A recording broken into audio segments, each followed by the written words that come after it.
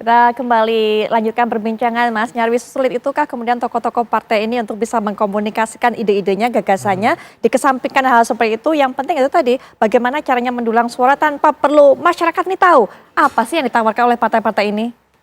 Ya, kalau kita mau ngomong ideal ya, Putri ya, partai politik itu kan punya dua pekerjaan serius ya.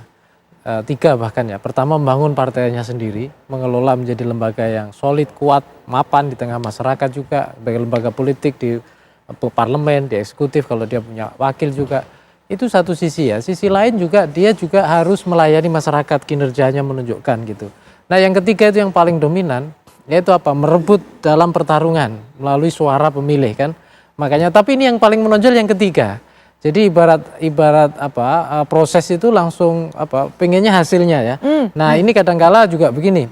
Tadi balik lagi soal diferensiasi, soal branding, positioning partai, kenapa itu sulit gitu ya.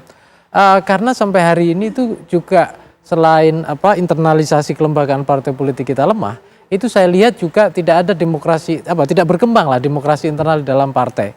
Ada yang lucu sebenarnya. Contoh ya, visibilitas partai kita kan termasuk juga rendah overall ya.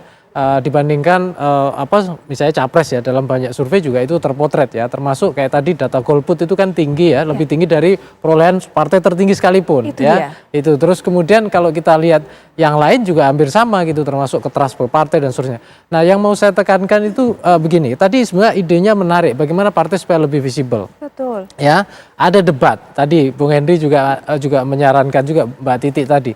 Tapi menurut saya ini sebenarnya ada inkonsistensi. Peserta pemilu itu apa? Partai politik.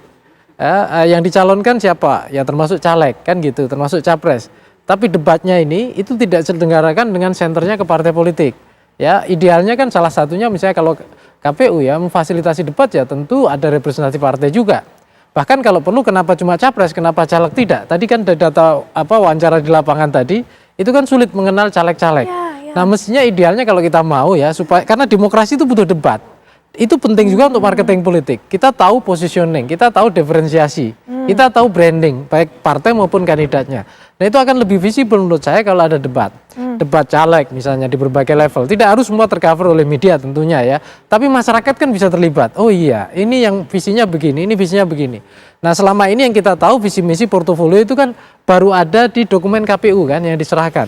Capres mendaftar, pasangan ada visi misi, partai sendiri juga ada visi misi. Tapi masyarakat apa cukup? Apa cukup hanya bisa melihat di kertas suara? Kan tidak. Enggak. Kalau ada debat, misalnya di level-level kabupaten, kecamatan, provinsi, dapil-dapil itu, ya termasuk juga bahkan debat antar pimpinan partai, saya kira itu akan bagus. Dan lebih bagus lagi, debat itu ditradisikan ketika dalam proses pemilihan ketua-ketua partai. Ya, termasuk itu juga perlu mestinya. Ya, supaya juga demokrasi internal partai itu terasa. Nah, kita itu selama ini termasuk juga pengen mendidik masyarakat itu penting, Putri. Karena saya itu beberapa kali ya bikin data survei itu, salah satunya kalau ditanya partisipasi masyarakat kan elemennya banyak ya.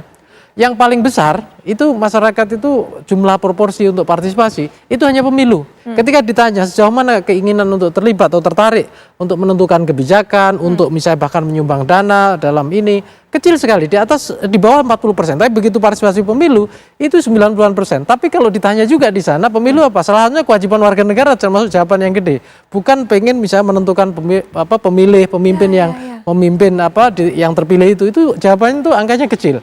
Artinya masyarakat itu juga perlu dilibatkan secara emosional sehingga someday suatu saat itu kepemilikan dia terhadap partai politik, preferensi dia itu juga menguat gitu. Jadi masyarakat seperti itu hanya memenuhi syarat aja ya, yang penting nyoblos sebagai ya syarat gitu kan. Yang kita saksikan demokrasi kita kelasnya masih seperti itu kan gitu. Kadang-kadang kita mesti sadari juga sebagai rakyat, kita itu dicari negara 5 tahun sekali jam 5 sampai jam 7 sampai jam 12 itu untuk nyoblos tuh. Kalau belum nyoblos cariin Pak RT itu kemana.